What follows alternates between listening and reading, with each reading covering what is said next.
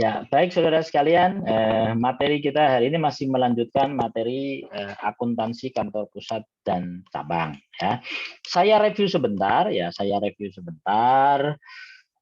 Eh, pada intinya gini ya, akuntansi kantor pusat dan cabang itu sedikit mirip dengan akuntansi untuk induk dan anak. Ya, walaupun secara legal ini berbeda. Ya, tapi untuk akuntansinya sedikit mirip. Saya ulang kembali bahwa ya untuk ini ya akuntansi kantor pusat dan cabang ini gitu ya. Pusat untuk mencatat investasinya di cabang dia menggunakan akun branch ya. Akun branch atau investment in branch ya. Kalau agak nanti rancu gitu ya. Rancu karena gini loh, ini kan branch nih. Branch itu maksudnya kantor ini gitu ya. Akun branch itu adanya di kantor pusat ya. Makanya kalau mungkin bingung ya membedakan ya udahlah pakai investment in branch boleh ya. Ya, pakai investment in branch ya, itu ada di bukunya kantor pusat. Itu untuk mencatat investasinya di cabang.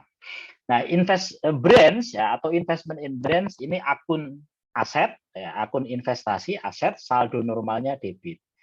Ya, sehingga dia akan kalau bertambah di debit, kalau berkurang dia di kredit. Gitu ya. Nah, sementara itu kantor cabang itu menggunakan akun home office. Nah, ini kalau takut ketuker ini gitu ya. Home office itu kan artinya kantor pusat ya. Kalau takut ketuker namanya boleh menggunakan akun home office equity misalnya gitu ya. Jadi modal kantor pusat boleh, nggak apa-apa. Kalau di kelas saya boleh ya. Itu untuk khawatir biar nggak ketuker ya. Jadi home office ini adalah akun equity ya. Jadi equity-nya cabang itu isinya cuma satu akun, yaitu home office. Home office itu menunjukkan modal pemilik atau modalnya kantor pusat yang ditanamkan di cabang itu. Nah, dia akun equity, ya saldo normalnya kredit, kalau bertambah di kredit, kalau berkurang dia di debit. Nah, kalau kantor pusat ngirim apapun ke cabang, ya, uang, aset dan sebagainya itu akan menambah nilai investasi. Sebaliknya, ya, buat kantor cabang, kalau menerima apapun dari kantor pusat, maka akan menambah nilai modal, nilai home office. Ya. Sebaliknya, ya kalau kantor cabang yang ngirim ke kantor pusat, ya ngirim itu termasuk membayari, ngutangi dan sebagainya ya. Ya, itu akan menambah investasi. Nah, sebaliknya kalau kantor cabang mengirim sesuatu ke kantor pusat, nah, maka itu akan mengurangi nilai modal kantor pusat di cabang dan mengurangi nilai investasi ke kantor pusat di cabang. Ya, jadi sekali lagi ya akun branch di bukunya pusat dan akun home office di bukunya cabang itu akan bertambah dengan berkurang dengan jumlah yang sama. Makanya saldonya harusnya selalu sama. Nah, ini jurnal-jurnalnya saya nggak akan ulang, gitu ya. Nah, mungkin yang kemarin ada yang nanya adalah masalah ini aja, kebingungan. Ya, Pak, masalah alokasi, ada yang nanya lewat WA, gitu ya. Nah, tapi intinya gini, gitu ya. Intinya kita itu harus tahu ya siapa yang nanggung, beban, ya, yang nanggung beban itu berarti dia yang harus mencatat dan siapa yang bayar, ya, siapa yang bayar. Nah, yang nanggung belum tentu yang bayar. Nah, yang nanggung inilah yang harus nyatet, yang harus nyatet beban itu, gitu ya. Nah, tapi yang bayar itu hal yang lain. Nah, ini contohnya ya. Kantor cabang membayar bebannya dia sendiri. Ya udah, jurnalnya expand pada cash, nggak ada hubungannya dengan kantor pusat. Ya, jadi kantor cabang membayar bebannya dia sendiri. Ya udah, jurnalnya expand pada cash. Nah, nanti kalau kantor pusat membayar bebannya dia, ya jurnalnya sama. Ya, expand pada cash. Ya, jurnalnya expand pada cash. Nah, yang jadi masalah adalah kalau ternyata beban yang dibayar itu ternyata sebagian adalah beban yang lain. Ya, misalnya beban yang dibayar kantor pusat, ternyata sebetulnya itu bebannya cabang dan itu dialokasikan. Atau sebaliknya, bisa saja cabang itu bayar beban, ini ternyata sebagian bisa juga, tapi memang tidak ada contohnya kalau di sini, tapi bisa terjadi. Ya, bisa saja beban itu sudah bayar cabang, cabang itu sudah bayar beban, tapi ternyata kemudian dialokasikan ke kantor pusat, bisa juga. Nah, dalam kasus ini adalah ya kantor pusat itu ya sudah bayar beban. Ya, ini sudah bayar beban. Dan kemudian ternyata beban itu sebagian adalah beban yang nanggung harusnya cabang, tapi dibayari kantor pusat. Makanya itu dialokasikan. Ya, dialokasikan. Nah, kenapa kok dicatat prepaid? Kenapa dicatat advertising? Ini tergantung dulu nyatetnya ketika dibayar apa. Ya, dulu. Nah, gitu ya. Nah, kantor cabang ya begitu dialokasikan beban ya dia mencatat expense. Tapi karena tidak bayar, ya, karena sudah dibayari atau akan dibayari oleh pusat, maka dia tidak keluar duit. Ya, tapi itu dianggap dibayari kantor pusat, menambah modal kantor pusat. Ya. Nah, ini ya. Nah, kalau kantor pusat akan bayari, nah ini akan. Nah, akan bayari, ini belum dibayar, tapi nanti akan dibayar kantor pusat. Ini bebannya cabang tapi akan dibayar oleh kantor pusat. Nah, ini tax payable, ini payable. Apapun itu ya, bisa saja payable yang lain. Gitu ya. Intinya itu ya, intinya itu. Baik, nah kemarin sudah, sekarang kita masuk ke, oh ya satu lagi gitu ya, sebelum ini, jadi nanti ya mana, oh ini ya, oke ya, ketika nanti cabang gitu ya mengumumkan atau mengakui net income, ya, ini cuma saya review aja. Nah, sama seperti perusahaan perorangan, net income itu menambah modal pemilik. Nah, di sini karena modal pemiliknya adalah kantor pusat, maka net income itu menambah home office. Ya. Nah, kantor pusat ya, akan mengakui itu sebagai branch income, ya, kayak income from S, dan mengakui kenaikan nilai investasi 100%. Ya, 100%. Karena cabang itu 100% dimiliki oleh kantor pusat. Gitu ya. Oke, baik. Nah, sekarang kita ke special problem. Ya, ini sudah kemarin sebetulnya saya review sedikit. Yang pertama adalah transfer kas antar cabang. Nah, kalau terjadi transfer kas antar cabang, ya, misalnya dari cabang 1 ke cabang 2, ya, maka sekali lagi ya, sebetulnya ini seakan-akan actualnya duit itu dikirim dari cabang 1 ke cabang 2. Ya, tapi seakan-akan itu sebetulnya dikirim ke ke kantor pusat. Karena itu atas perintah kantor pusat. Ya, maka kalau cabang 1 ngirim duit ke cabang 2, cash-nya berkurang di kredit, ya, ini mohon maaf ya, ini sebetulnya sederhana. Kenapa kok saya sampai ngajarin cash berkurang di kredit? Itu saya nggak tahu ya, ini karena saudara panik atau apa gitu ya. Pas ujian itu ada beberapa yang jurnal itu ketuker gitu ya. Beneran, itu terjadi gitu ya. Ada misalnya jurnal itu account receivable pada inventory gitu ya. Jurnal penjualan itu apa ya? Inventory pada AR atau apalah gitu ya. Pokoknya ya saya lihatnya sedih gitu ya. Maksudnya sedih itu kan basic sebetulnya menjurnal itu gitu ya. Metode periodik perpetual itu ada yang nggak ngerti kayaknya gitu ya, bedanya gitu. Nah, itu sebenarnya pelajaran tingkat 1 tingkat 2 dan itu sebetulnya harusnya saudara tahu. Tapi nggak mungkin bukan kelas saudara, mungkin bukan saudara. Tapi saya lihatnya sedih aja gitu. Waduh. Dan itulah kenapa mungkin ini hal ya kecil yang terpaksa saya ulang ya. Mudah-mudahan karena panik aja ya. Nah, jadi itu karena cabang 2 cash-nya berkurang, maka cash dikredit. Nah, tapi walaupun ini ditransfer ke cabang 2, tidak boleh mengakui investasi di cabang 2. Ya, nggak boleh ini nanti ya. Hati-hati ini haram hukumnya ya. Tinggal buka buku gitu ya. Ya, jangan sampai nanti di sini ada yang menjurnal branch 2. Ya. Nah, tapi ini sebetulnya seakan-akan katakanlah atas perintah kantor pusat, maka sebetulnya ini adalah dananya kantor pusat. Nah, maka dari itu ketika cabang 1 ngirim duit ke cabang 2 mengurangi nilai modalnya kantor pusat. Ya. Oke. Nah, cabang 2 ya, dia terima duit maka cash di debit. Nah, sekali lagi dia juga tidak boleh mengakui bahwa cabang 1 itu pemiliknya cabang 2, nggak boleh.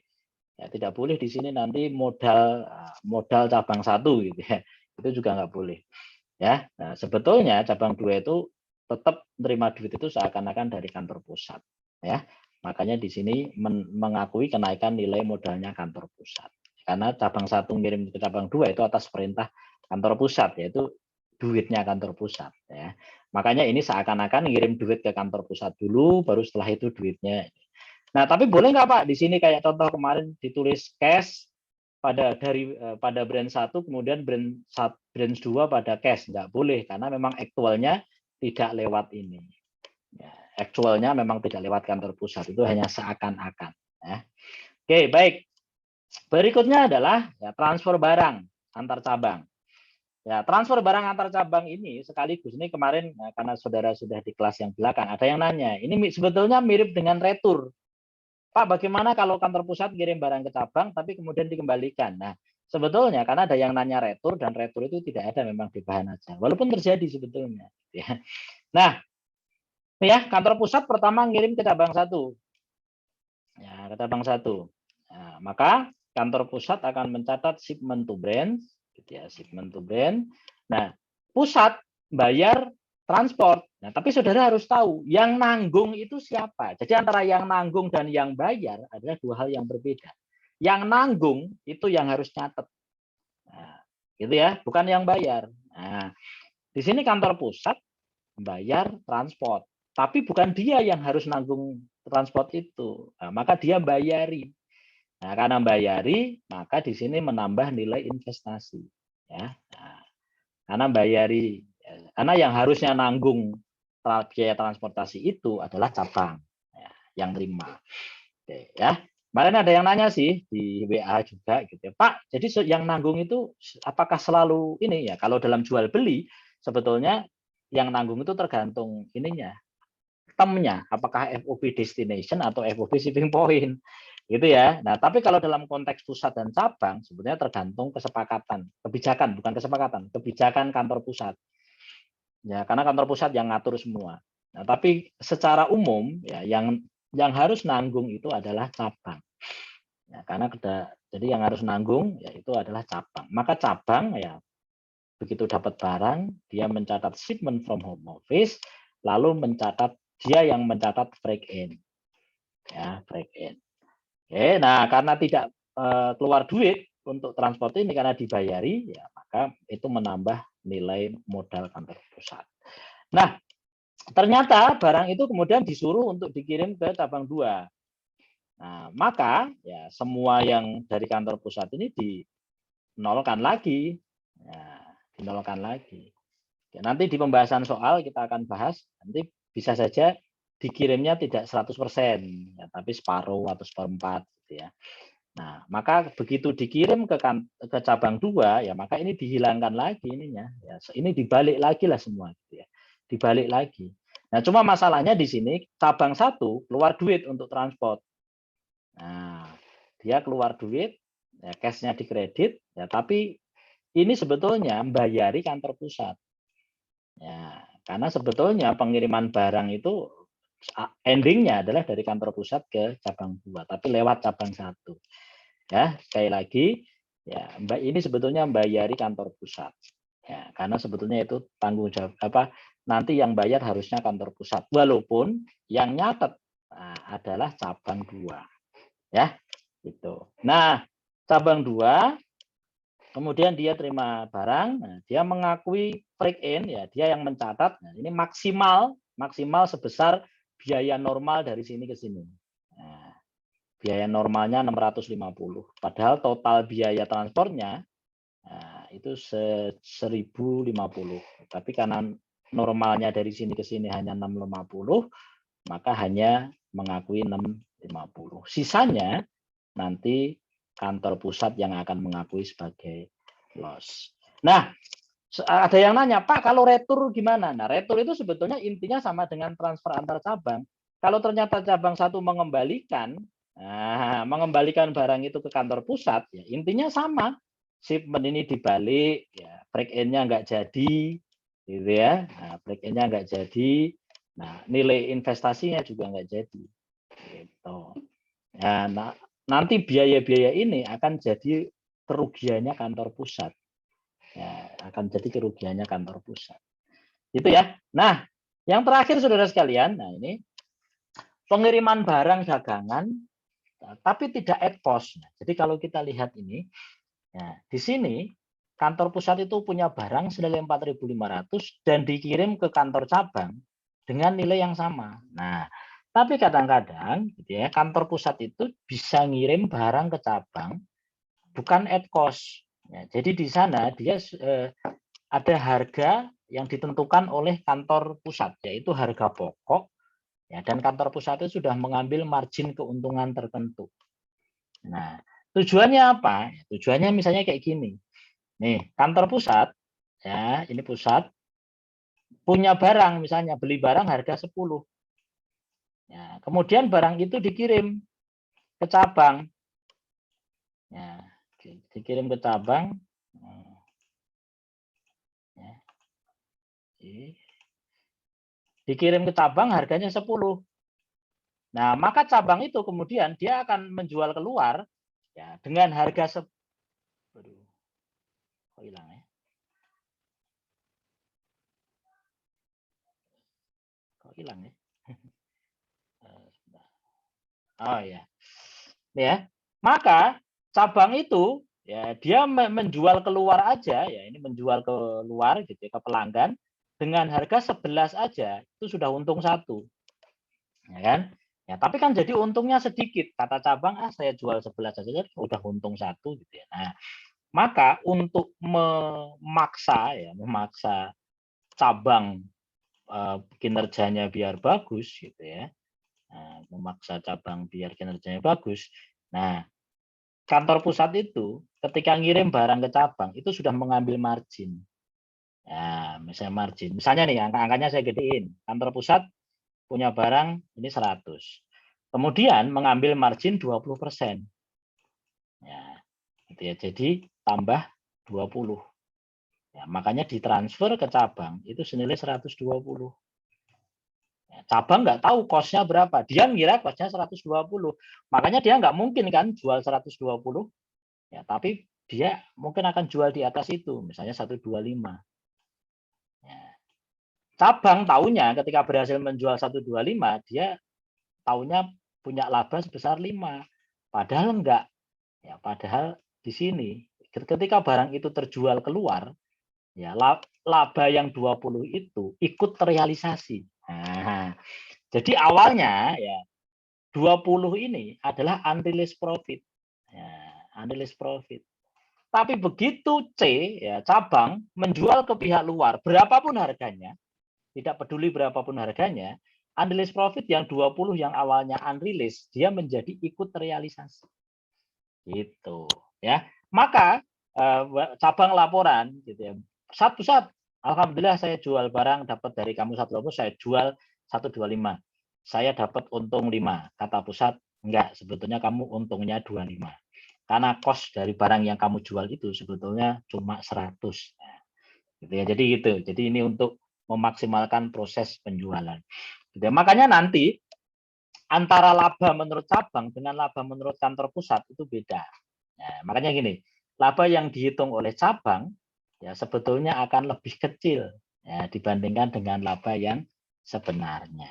Gitu ya. Nah, tapi ada satu masalah lagi ya. Masalah lagi ini terjadi seperti intercompany transaction inventory. Ya, mudah-mudahan saudara masih ingat ya, waktu AKL 1 kemarin. Ya, jadi masalahnya adalah ya kalau pada akhir tahun semua barang ini terjual semua. Ya, tapi kalau tidak terjual semua gimana? Nah, ya, ini saya hapus. Oke. Jadi cabang itu terima barang senilai 120.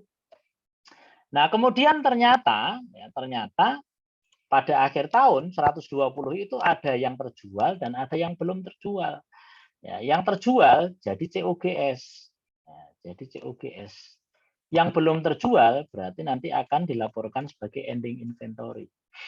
Nah, misalnya yang terjual sebentar 80 tambah 96 ya. Oke, yang terjual misalnya 96 dari 120 itu. Ya, 96. Oke, berarti yang belum terjual berapa? Ya, ini anu ya. Pakai ribu, enggak pakai ribu. 96. Berarti yang belum terjual berapa? 24. 24. Nah, oke. Nah, saudara tahu dalam 96 itu ya sebetulnya di dalamnya ada apa? Ada cost dan ada unrealized profit. Nah, dalam ending inventory 24 itu sebetulnya ada cost dan ada unrealized profit. Oke. Dalam 96 yang terjual itu karena gini, 120 itu ya sebetulnya ya cost-nya adalah 100. Ya, unrealized profit-nya 20. Nah, gitu ya. Maka ya dalam 96 itu cost-nya berapa?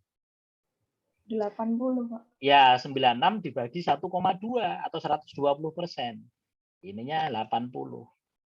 Ya. Berarti ada unrealized profit berapa? 16. Ya, 16. Oke, nah, dalam ending inventory 24 itu cost-nya berapa? Cost-nya berapa?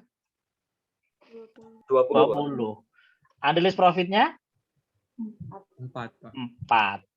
Nah, jadi saudara sekalian, ya dalam 120 itu kan sebetulnya cost-nya 100, unrealized profit-nya 20. Ketika 120 itu tidak terjual semua, yang terjual 96, maka sebetulnya cost dari barang yang terjual itu adalah 80. Nah, cost-nya 80. Nah, dan di dalamnya ada unrealized profit 16. Nah, karena sudah terjual, maka dari 20 unrealized profit itu ya, yang 16-nya sudah terrealisasi. Ini menjadi rilisnya. Sementara ya yang tidak terjual dan jadi ending inventory itu nilainya 24. Nah, dalam 24 itu ada cost 20 dan ada unrealized profit 4. Jadi dari cost 100 itu ya, yang 80 sudah terjual, yang 20 belum. Dari unrealized profit 20, nah, yang 16 sudah terrealisasi, yang 4 belum. Ini sama persis lah waktu saudara belajar intercompany transaction inventory dulu. Ya walaupun mohon maaf ya, 1-2 dulu juga nggak ngerti gitu ya. Ada yang nggak paham. Gitu ya. Nah, maka nanti tahunnya ini gitu ya, tahunnya si cabang, ya tahunnya si cabang, kalau dia jual 96 itu harganya misalnya 100, ya 100 dia tahunnya cuma laba 4. Ya, sorry ya kantor pusat, saya menjual dapat barang dari kamu 120, yang berhasil saya jual 96. Nah, saya jual seharga 100, jadi saya cuma mendapatkan laba 4. Nah, kata kantor pusat, enggak, ya kamu itu dapat laba 20. Gitu. Loh kenapa? Karena sebetulnya dari 96 yang kamu jual itu di dalamnya ada profit 16. Ya, dan ketika kamu berhasil menjualnya, maka profit itu ikut terrealisasi. Gitu. Jadi itu. Nah, nanti kita lihat ya. Nah, oke, baik. Ini contohnya ya, barang dagangan. Ya, kantor pusat mengirim barang dagangan ya, dengan cost 10.000 dan margin 20%. Maka ini sekali lagi hati-hati, kantor pusat sama, jurnalnya sama gitu ya, mengirim barang shipment to branch, nah sebesar cost-nya. Jadi kantor pusat akan mencatat sebesar cost-nya. Nah, lalu kemudian mengakui, nah, di sini ada margin 20%. Nah, margin 20% kali 10.000 ya 2.000 itu diakui sebagai unrealized profit. Ya, diakui sebagai unrealized profit. Nah, maka nilai kenaikan nilai branch-nya totalnya adalah 12. Nah, cabang dia tidak tahu itu cost dari barang itu berapa. Pokoknya begitu dia dapat barang dikasih tahu kantor pusat, ini ya saya kirim barang 12 nilainya 12.000. Cabang tidak tahu berapa cost-nya. Ya, maka dia mencatat shipment from home office itu pada harga transfer. Ya, pada harga eceran yang diterima dari kantor pusat. Dia tidak tahu cost-nya berapa. Gitu ya. Jadi jurnalnya ini bedanya dengan yang sebelumnya. Nah, nanti pada akhir periode kantor pusat pada akhir periode kantor pusat akan membuat jurnal penyesuaian untuk unrealized profit yang sudah terrealisasi. Ya, yang sudah terrealisasi. Contoh, ya ini ya. di situ awalnya tadi barangnya nilainya 12.000. Jadi kantor pusat di situ ceritanya punya barang kosnya 10.000 ya. 10.000 ya, 10.000. Terus ada margin 2.000. Ya, ada margin 2.000. Maka ada analyst profit di situ. Ya, sebesar 2.000. Ini di kantor pusat. Kemudian dikirim ke cabang. Nah, cabang tahunnya itu 12.000. Ya, cabang tahunnya 12.000. Oke, pada akhir periode kantor pusat akan nanya, Bang cabang, dari 12.000 barang yang kami kirim, yang terjual berapa? Ya, harusnya kalau metode periodik yang terjual tidak tahu. Loh kok nggak tahu Pak? Nah kalau metode periodik, ingat ya, kalau metode periodik itu kalau jual barang, dia cuma mencatat account receivable pada sales. Ya, gitu ya. Account receivable pada sales. Ya, tidak ada jurnal COGS pada inventory, nggak ada. Ya, karena periodik. Kalau perpetual ada, tahu COGS-nya berapa. Nah, kalau periodik, ya, itu ditanya, kamu dari 12.000 yang kami kirim yang terjual berapa? Nggak tahu. Oke, yang nggak terjual tahu. Tahu. Kenapa? Ya karena pasti melakukan stock of none. Ya, maka datang ke gudang stock of none ending inventory. Jadi yang diketahui endingnya dulu karena stock of none. Yang nggak terjual 8.400. Oke, ya, yang tidak terjual 8.400. Ya. Oke, berarti yang terjual berapa? Yang terjual berapa? 3.600. Iya, itu yang jadi COGS. Ya. Itulah kenapa dulu waktu tingkat 1, kalau mencari COGS adalah ya barang yang tersedia untuk dijual dikurangi ending inventory, ya kan? Nah, gitu ya. Ini adalah merchandise available for sale. Nah, barang yang dikurangi ending inventory, maka ketemu COGS. Nah, itulah kenapa dulu kalau nyari COGS begitu. Nah, maka sebetulnya ya di dalam ini, nah, dalam ini dan ini, nah, itu ada cost dan ada unrealized profit. Ya, ini ada cost dan ada unrealized profit. Oke, 3.600 cost-nya berapa? 3.000. Ya, dibagi 120%. Ya, cost-nya adalah 3.000. Oke, unrealized profit-nya berarti 600. Oke, nah dalam ini, dalam ending inventory 8.400, cost-nya berapa? 7.000. Ya, cost-nya 7.000. Ya, unrealized profit-nya 1.400. 1.400. Ya.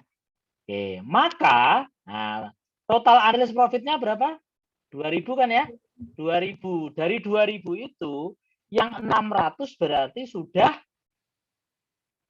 terrealisasi. Ya, karena sudah terjual. Nah, sementara yang 1.400 berarti masih unrealized. Ya, karena belum terjual. Dan dia masih ada dalam ending inventory-nya cabang. Itulah kenapa disebut unrealized profit ending inventory. Ya, walaupun sebetulnya unrealized profit itu ada di pusat atau di induk sebetulnya. Ya, tapi kenapa kok nyebutnya unrealized profit ending inventory, Pak? Ya, karena itu unrealized profit itu sebetulnya melekat dalam ending inventory yang belum terjual. Yang namanya ending inventory itu pasti belum terjual.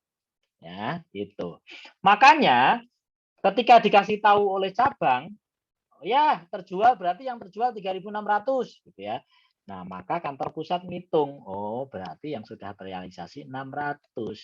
Maka dibuatlah jurnal ya, unrealized profit ini ya yang saldonya kredit kemudian dikurangi karena sudah terrealisasi di debit. Dan itu sebetulnya adalah ya itu adalah kinerja dari cabang karena yang jual cabang. Ya, maka diakui sebagai branch income. Ya, di kantor pusat itu diakui sebagai branch income. Nah, maka kalau menurut cabang ya kalau dicontoh di sini gitu ya. Ini saya hubungkan dengan contoh di atas. Ya, ini cabang di sini mengakui ini nomor 300 ya. Net income 300. Nah, di sini branch income ya itu 300. Nah, tahunnya cabang, dia net income-nya cuma 300. Tapi tahunnya pusat, ya, net income-nya bukan branch income, itu bukan cuma 300, tapi 300 ditambah dengan unrealized profit yang terrealisasi ini. Ya, ini. Ini 600. Jadi totalnya adalah 900. Gitu. Jadi cabang tidak tahu itu, ya, cabang tidak tahu itu. Jadi ketika nanti dia dapat bonus kaget, loh, kok bonusnya gede? Ya, kamu kan nggak tahu. Kalau dari barang yang kami kirim itu sebetulnya sudah kami ambil margin di situ. Jadi begitu kamu jual, maka unrealized profit itu menjadi ikut terrealisasi. Itu baik. Ada yang mau ditanyakan sampai sini? Oke, kalau tidak sambil saya tunggu. Ya, kalau tidak kita masuk ke materi berikutnya, yaitu penyusunan laporan keuangan. Nah, saya pakai ini ya, pakai bahan ajar dulu. Oke, ini kita lihat ilustrasinya ya. Oke, ini kita lihat ilustrasi yang ada di sini, mulai dari yang sederhana dulu. Nah, ini ya, ilustrasi pembukaan kantor pusat dan cabang. Oke, pada tanggal 1 Oktober, ya, PT Makmur membuka cabang pertama di Kota Lama. Cabang berikutnya dibuka tahun depan. Pembukuan dilakukan di cabang dan laporan keuangan cabang disusun. Barang dagang ditagih ini peralatan. Nah, ini dicatat pada pembukuan kantor pusat. Berarti cabang tidak boleh nyatet aset tetap. Ya. Kemudian cabang dikenakan biaya investasi sebesar 6% atas investasi kantor pusat yang dibayarkan setiap awal bulan. Oke, berikutnya. Nah, kita lihat jurnalnya yang sederhana, nggak saya review. Menerima transfer. Nah, ini ya. Jadi ini sebetulnya adalah transaksinya cabang. Tapi ya transaksi meskipun di situ ada keterangannya transaksi cabang, tapi kalau transaksinya dengan kantor pusat, itu sebetulnya di kantor pusat juga ada transaksi terkait dengan cabang ini. Jadi kalau misalnya gini, ada kata-kata menerima transfer uang dari kantor pusat, ya berarti di kantor pusat itu mengirim uang ke cabang, gitu ya. Menerima barang dagang dari kantor pusat, ya berarti kantor pusat mengirim. Nah, gitu ya. Oke, pertama, menerima transfer dari kantor pusat. Nah, tapi sebetulnya adalah kantor pusat. Nah, ini adalah bukunya kantor pusat. Ya, ini bukunya cabang. Makanya kalau saudara bingung gitu ya, home office di sini akun branch gitu ya. Di sini branch, di sini akun home office. Ya, kalau bingung untuk membedakan boleh pakai kata-kata investment in branch sama home office equity. Ya, nggak apa-apa. Akun suka-suka kok akun itu kok ya. Suka-suka saudara biar nggak ketukar-tukar, ya, biar nggak ketukar-tukar.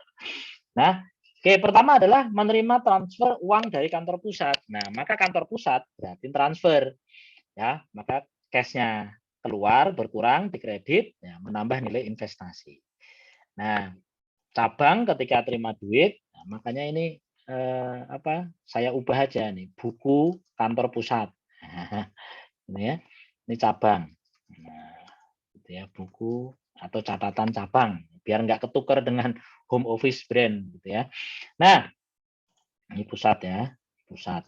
Nah, cabang begitu terima duit ya cash di debit ya menambah equity ya menambah home office equity. Nah, nggak apa-apa saya kasih embel-embel equity biar ini. Nah, berikutnya adalah ini kirim barang tapi masih at cost ya, tidak ada margin di sini. Menerima barang dagang dari kantor pusat dengan harga pokok 12.000. Oke, berarti ngirim kantor pusat ngirim ya shipment to branch ini cost-nya 12.000 ya. Investment in brand bertambah. Kemudian cabang terima barang ya shipment from home office ya, kemudian menambah modal kantor pusat. Oke, berikutnya membeli peralatan kantor ya. Jadi cabang, ini yang beli cabang, ini kan transaksi cabang ya. Jangan nanya, Pak, yang beli siapa? Oh, ini transaksi cabang. Berarti membeli peralatan kantor. Berarti cabang yang beli seharga 3.000. Peralatan ini dicatat di buku kantor pusat. Ya, maka cabang hati-hati beli berarti keluar duit. Maka cash di kredit. Nah, tapi tidak boleh mencatat equipment. Ya, maka jangan pernah mencatat equipment di sini. Ya, karena barang ini meskipun digunakan cabang, tapi dicatat dalam bukunya kantor pusat, ya maka dalam konteks akuntansi, ya aset itu sebetulnya yang beli harusnya kantor pusat. Maka dari itu, ya ini sebetulnya beliin kantor pusat. Ya, walaupun yang menggunakan oleh kantor pusat diminta digunakan cabang nanti gitu ya. Nah, oke, maka di sini mengurangi nilai modal karena harusnya yang beliin adalah kantor pusat. Mengurangi nilai home office equity, ya modal kantor pusat. Nah, kantor pusat begitu tahu itu ya dia yang mencatat equipment, ya, tapi dia tidak keluar duit karena dibayari oleh cabang. Maka mengurangi nilai investasi di cabang. Ya. Oke, jurnal berikutnya biasa nih menjual secara kredit, menerima pelunasan, membayar beban operasional. Nah ini ya, membayar beban operasional cabang sendiri. Nah, oke ya. Ini jurnal biasa ya, penjualan, penagihan piutang. Nah ini cabang membayar beban operasionalnya cabang. Ya udah jurnalnya expand pada cash. Ya di sini kantor pusat tidak tahu menau. Ya itu memang bebannya cabang dan dibayar oleh cabang. Oke, berikutnya menyetor uang. Nah, menyetor uang ke kantor pusat. Nah, ini berarti dari sini dulu ya. Cash keluar, dikredit, nah, mengurangi nilai modal kantor pusat. Ya, oke. Nah, kantor pusat terima duit, ya, cash di debit, ya, mengurangi nilai investasi di cabang. Oke. Nah, berikutnya adalah ini. Nah, ini yang debatable nih. Karena menurut saya, mohon maaf, ya, tidak cukup jelas informasinya. Mencatat beban-beban tidak langsung yang telah dibayar. Ini sebetulnya menurut saya bukan hanya telah, ya, telah atau akan. Nah, gitu ya, telah atau akan. Kenapa? Karena di sini ada yang ke tax payable, gitu ya. Nah, berarti itu sebetulnya belum dibayar. Nah, itu baru akan. Tapi tagihan pajaknya sudah keluar, gitu. Ya, jadi menurut saya sih ini. Dan kita juga tidak tahu nih sebelumnya kantor pusat itu nyatet sebagai prepaid insurance atau insurance expense gitu ya. Karena bisa dua-duanya. Bisa saja dicatat insurance expense. Advertising expense juga bisa dicatat prepaid advertising juga bisa, ya kan? Jadi ini tergantung. Jadi kalau saudara nanya, Pak, kreditnya ini apa? Nah, ini jawabannya tergantung. Nah, tax expense kalau sudah dibayar, ini bukan ke tax payable, nah, tapi tax expense. Nah, kalau sudah dibayar, tapi karena ini belum dibayar, maka ini tax payable. Nah, nanti baru di sini kantor pusat membayar pajaknya. Nah, dan termasuk yang dibayar itu adalah sebetulnya pajaknya cabang. Gitu. Makanya yang nyatet tax expense-nya tetap cabang, tapi kantor pusat nggak nyatet tax expense. Ya, dia hanya mencatat tax expense-nya punya dia sendiri. Gitu. Nah, gitu ya. Jadi ceritanya begitu. Oke ya. Nah, berikutnya, nah ini contohnya ini. Ya. Jadi ini, ya kalau ada seperti ini, prepaid insurance, ya berarti sebelumnya itu sudah pernah ada jurnal begini, prepaid insurance, ya. Kemudian advertising expense, nah, advertising expense, gitu ya. Nah, cash, nah, ya itu. Makanya ketika dialokasikan, ini prepaid insurance, ini advertising expense. Nah, ini belum dibayar, nanti baru dibayar setelah itu. Nah, accumulated depreciation itu beban penyusutan. Beban penyusutan itu karena peralatan ini yang nanggung adalah kantor cabang, karena yang pakai kantor cabang, maka yang nyatet depreciation expense-nya adalah kantor cabang karena dia yang pakai. Tapi karena equipment-nya ada di kantor pusat, maka akumulasinya ya, itu yang nyatet harus kantor pusat. Itu. Jadi ini ceritanya baru dilakukan penyusutan. Ya, jadi ngasih tahu kantor cabang, cabang itu equipment yang kamu pakai ini disusutkan nih. Saya yang nyatet accumulated-nya, kamu yang nyatet bebannya. Jadi gitu ngomongnya. Nah, kalau yang prepaid ini, ya prepaid sama advertising ini ngomongnya gini, Bang cabang, itu dulu sudah ada, kami sudah bayar asuransi sama bayar iklan. Ternyata itu sebagian itu bebanmu. Nah, itu kalau ngomongnya gitu. Nah, kalau yang tax payable tuh ngomongnya ini ada tagihan pajak nih. Ya, yang 25 tagihanmu, tapi nanti saya bayar. Nah, gitu. Kalau yang tax payable tuh ngomongnya gitu. Nah, kalau yang interest income ini, mohon maaf nih, agak debatable nih. Debatable pertama dari sisi ini, ya dari sisi ini. Oke, dari sisi 18.000-nya ini, 18.000 itu dari mana? Gitu ya. Ini mohon maaf ini pertama tidak cukup jelas informasinya. Ini cabang dikenakan investasi sebesar 6% atas investasi kantor pusat. Nah, investasi itu kan sebetulnya ini, ya, ini branch gitu ya. Nah, kalau ini ditambah ini memang benar 18. Ya. Tapi kan sebetulnya dengan beliin equipment, nah ini kan investasinya berkurang sebetulnya. Itu makanya 18 itu misteri. Ya, 18 itu misteri. Jadi apakah ini benar-benar investasi karena ini? Ya, ini tidak cukup jelas. Gitu ya. Nah, jadi paling gini, Pak, nanti kalau ada angkanya sudah given ya udah gitu ya. Nah, yang kedua adalah jurnalnya ya. Ini kalau menurut saya, ini yang pas itu ilustrasinya gini. Intinya gini, kantor pusat itu, dia pendapatannya dari cabang itu bukan bunga sebetulnya. Ya, tapi branch income. Ya, jadi bukan utang piutang. Kalau menurut saya ya, jadi bukan tidak mengambil bunga dari ini. Tapi intinya gini, kantor pusat itu ketika investasi ke cabang, dia kan ini ngutang ke bank misalnya. Kan begitu ngirim duit ini, ini ngutang ke bank misalnya.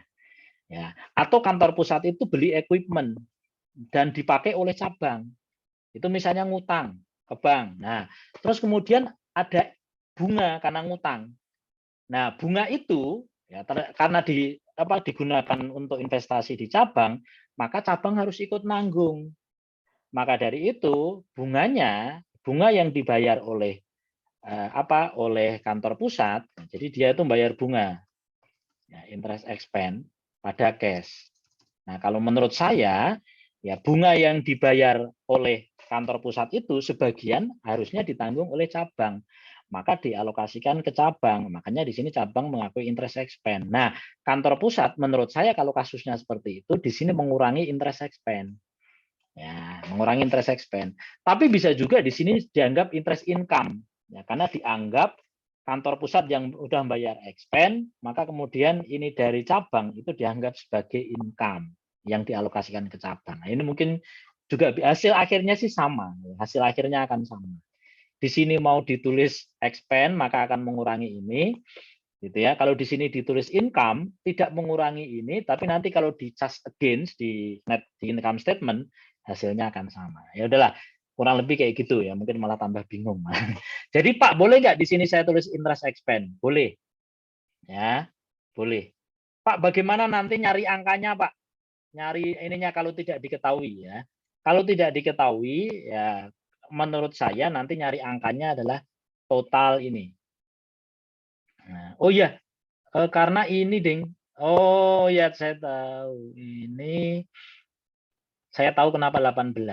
Jadi 18 itu oh dibayar tiap apa nih? Dibayar setiap awal bulan. Oh enggak. Saya kira karena itu. Enggak. Ya. Oke. Ya, jadi ini misteri. 18 ini misteri. Jadi nanti kalau ada pas di ujian ada tidak diberitahu angkanya, ya udah saudara cari ini ya. Ini ditambah ini dikurangi ini. Ya. Karena itu dikurangi lagi ini. Ya, dikurangi lagi. Oke ya. Oke, nah saudara sekalian, nah, berikutnya adalah ya ini karena ini metode periodik, ya maka pada akhir tahun, akhir periode, nah cabang itu akan melakukan stock opnam. Nah, ini barang dagang yang masih ada di cabang itu berarti yang belum terjual. Yang belum terjual 8.400. Nah, maka cabang itu membuat jurnal penyesuaian. Ini jurnal penyesuaian sebetulnya. Tapi sekaligus juga jurnal penutup. Nah, kalau saudara tahu, sebetulnya jurnal penyesuaiannya ada dua nih. Ya, jadi sebetulnya jurnal penyesuaiannya gini, ada dua. Income summary pada merchandise inventory dan merchandise inventory pada income summary. Ya, oke. Ini apa nih? Ada yang tahu nggak? Ini sebesar apa? Ini misalnya saya kasih XXX. Ya, ini XXX. Ada yang tahu ya? Sebesar apa, Mbak? Beginning inventory. Betul ya, berarti paham. Itu aku tingkat 1 dulu gitu ya. Jadi ini ya ini sebetulnya jurnalnya ada 2, income summary pada merchandise inventory ya, ini merchandise inventory pada income summary. Nah, yang ini sebesar beginning inventory. Ya, jadi ini sebesar beginning inventory. Ya. Gitu ya. Nah, yang ini adalah ending inventory hasil stock of 6. Ya, ini adalah ending inventory hasil stock of 6. Nah, pertanyaannya, loh Pak, terus kenapa kok yang ini nggak di jurnal? Ada yang tahu? Kenapa yang ini tidak di jurnal? Ada yang tahu? Beginning inventory-nya 0 mungkin. Iya, betul. Karena perusahaan cabang di situ ceritanya baru berdiri, ya kan? Jadi beginning inventory-nya, nah ini pembukaan, ya kan ini baru dibuka, ya kan 1 Oktober, ya baru berdiri. Jadi belum ada beginning inventory. Jadi beginning inventory-nya 0. Tapi di sini saya taruh ya, buat ini biar saudara tahu. Nah, oke ya. Dan setelah itu bikin adjustment yang lain, gitu ya, bikin laporan keuangan, lalu buat jurnal penutup. Nah, buat jurnal penutup. Nah, sebetulnya ini juga jurnal penutup. Jadi jurnal ini mohon maaf ya, ini kalau menurut saya jurnal ini adalah jurnal banci atau semi. Kenapa? Karena di satu sisi jurnal ini jurnal penyesuaian. Kenapa? Karena dia menyesuaikan saldo inventory. Ya, saldo awal dihilangkan, diganti saldo akhir. Jadi dia jurnal penyesuaian. Tapi dia juga jurnal penutup. Kenapa? Ya, karena semua jurnal penutup itu ditutup ke income summary. Ya, gitu ya. Nah, dia ditutup ke income summary. Nah, di sini ditutup ke income summary juga. Nah, semua yang ditutup ke income summary itu pasti muncul di income statement. Maka selisih saldo income summary itu pasti akan sama dengan net income. Ya. Oke, maka ini kemudian dibuat jurnal penutup ya, yang saldonya kredit ditutup ke income summary ini ya, sales, ini ya, sales, mana sales? Oh, mana sales? Oh, ini sales gitu ya, di income statement ditutup. Ini harusnya bikin income statement dulu baru ini ditutup ya. Kemudian semua yang bersaldo debit yang di income statement ditutup ke income summary. Nah, maka nanti kita hitung net income, ketemunya, nah net income kalau kita hitung pasti hasilnya akan sama dengan ini. Ini income summary ini, ya ditambah ini, ya ditambah ini, ditambah dengan ini, ya ini ada yang debit dan kredit ya, berarti ditambah dikurangi gitu ya. Maka pasti saldonya akan sebesar net income. Ya, dan net income-nya itu sebesar 1650. Ya, dan itu pasti sebesar saldo income summary. Kalau tidak pasti salah. Ya. Nah, maka income summary dinolkan. Ya, saldonya kredit dinolkan di debit. Nah, sebesar saldo income summary itu sebetulnya adalah sebesar net income di income statement. Jadi net income-nya itu pasti sebesar 1650 juga. Nah, net income itu ditransfer ke home office. Nah, gitu ya. Nah, ini jurnal penutup. Nah, kalau di perusahaan perseorangan ini ke modal pemilik. Kalau di perseroan ini ke retained earning. Ya. Nah, kantor pusat begitu tahu ya, cabang melaporkan net income, ya dia mencatat branch pada branch income. Nah, nanti branch income itu masuk income statement-nya pusat. Ya, masuk income statement pusat, nanti termasuk ditutup dengan ini yang lain. Ini biar nggak membingungkan, ini saya hilangin aja. Oke, sebentar sebelum break ya. Nah, berikutnya dilakukan penggabungan. Nah, laporan keuangan.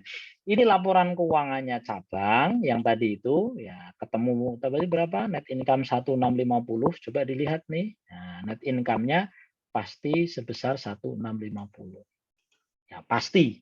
Ya. Dan itu pasti sama dengan saldo income summary. Ini ya. Nih. Ya, dan ini net income-nya, ini laporan keuangannya pusat.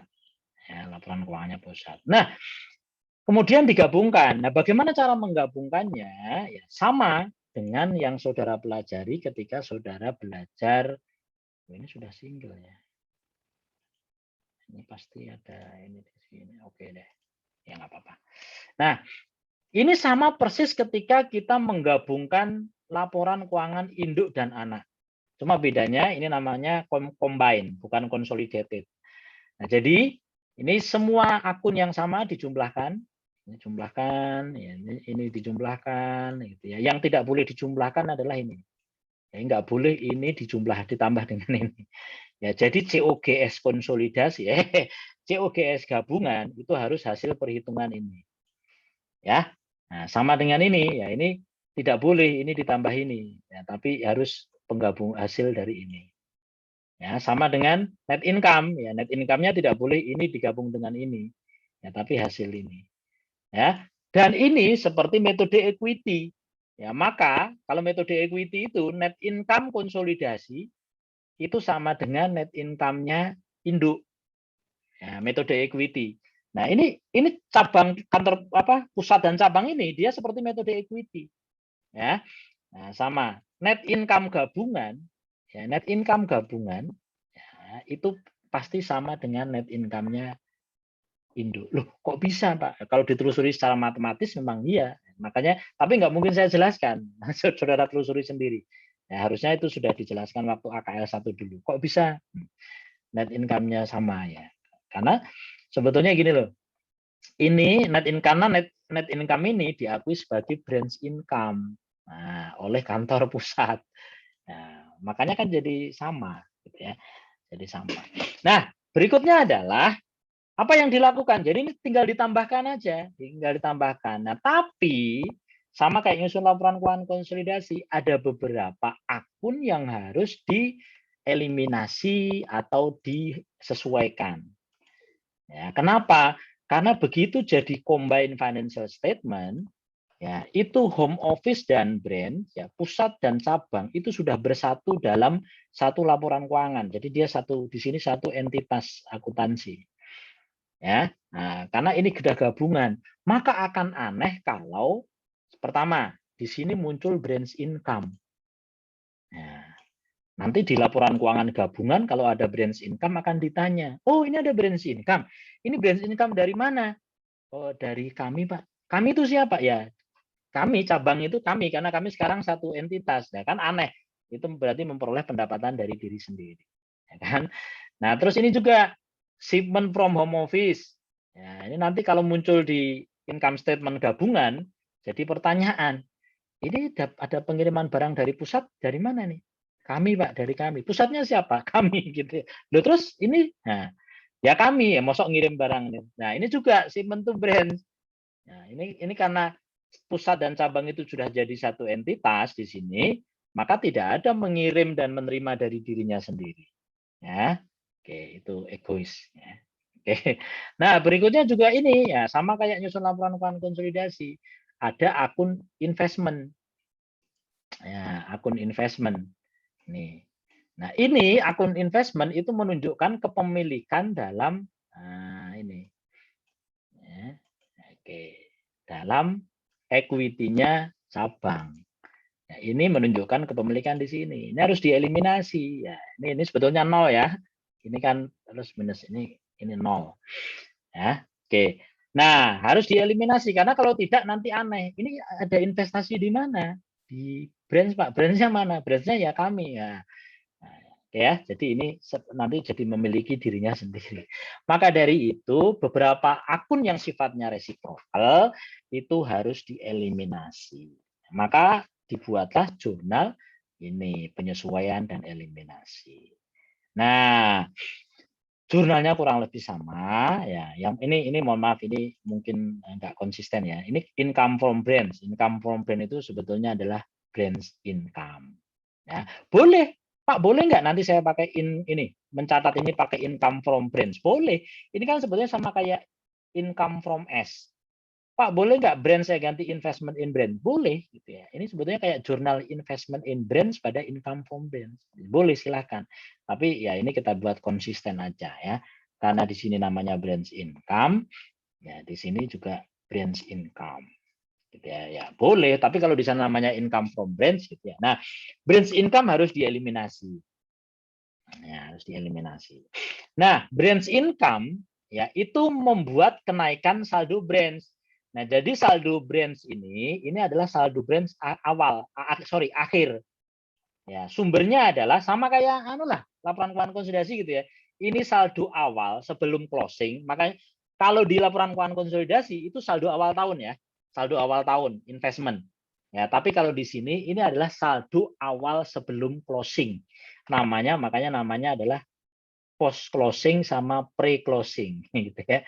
Nah, gitu ya, pre closing.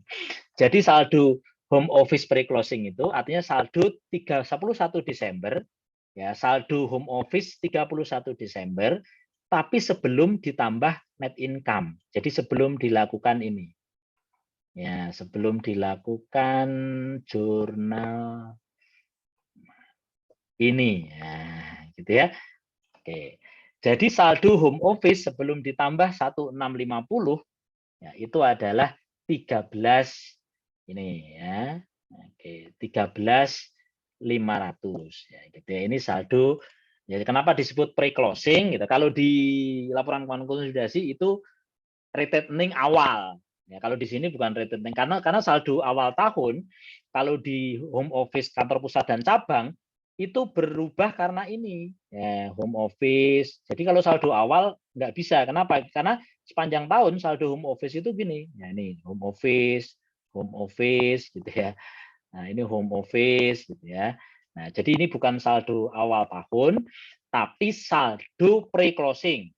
Ya, jadi saldo 31 Desember tapi sebelum ditambahi dengan net income-nya cabang ya sebelum ditambah ini. Jadi pre-closingnya saldo akhir home office itu 15.150. Nah, jadi saldo branch ya, saldo branch di kantor pusat ya, itu sama ya. Awalnya itu maksudnya sebelum ditutup ya, sebelum ditutup itu saldonya 13.500.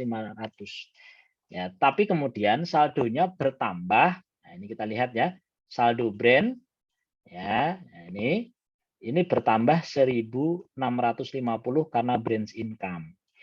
Nah, maka di sini branch income dieliminasi, ya branch income dieliminasi. Nah, kemudian kenaikan nilai branch ya itu dieliminasi. Ya, jadi kenaikan nilai branch ini kenaikan. Nah, kenaikan. Nah, maka saldonya tinggal sisa ini. Nah, saldo branch bukan awal ya, pre-closing. Pre-closing. Maka nanti dia akan ditutup dengan home office yang pre-closing. Ya, sama kayak returning awal. Ya, karena kalau ditutup dengan home office yang post-closing, ya, nanti nggak masuk. Ya, itulah kenapa di sini. Kemudian, ya ini ya, setelah itu branch ya dieliminasi dengan home office. Ya, tapi ini kondisi pre-closing. Ya, yang 13.500 yang ini. Ya, 13.500 nih. Ya. Ya, oke. Nah, walaupun begitu ini tetap nol ya. Di sini juga tetap nol kayak waktu kita ngerjain laporan keuangan konsolidasi. Nah, berikutnya adalah shipment to branch dieliminasi, shipment from home office dieliminasi. Ya, karena antar mereka. Nah, kalau yang ini tadi masalah debatable tadi ya. Nah, kalau ternyata menggunakan interest income ya berarti harus dieliminasi karena itu ini antara mereka. Tapi intinya yang harus dieliminasi adalah ini. Oke, baik saudara sekalian, biar tidak meluap-luap ini saudara gitu ya. Kita break dulu ya. Nah, tadi Mas Rifki kayaknya udah pengen mengingatkan dari tadi. Oke, kita break sebentar ya.